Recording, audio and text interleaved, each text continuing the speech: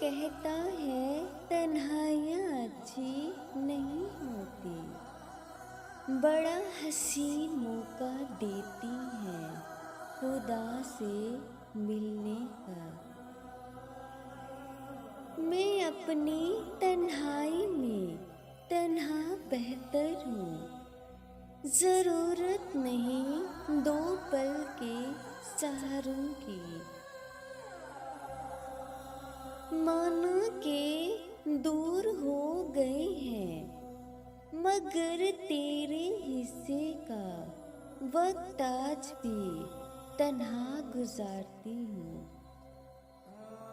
अब तो तन्हाई का कोई एहसास नहीं होता, अब पानी में भी तेरा अक्स नजर आता है। ज़र्फ रखते तो जान लेते, चुप भी एक शिकायत है। अरे वादा ही तो है, कौन सा जिंदगी है। अरे वादा ही तो है, कौन सा जिंदगी है। उन्होंने यही समझ के छोड़ दिया।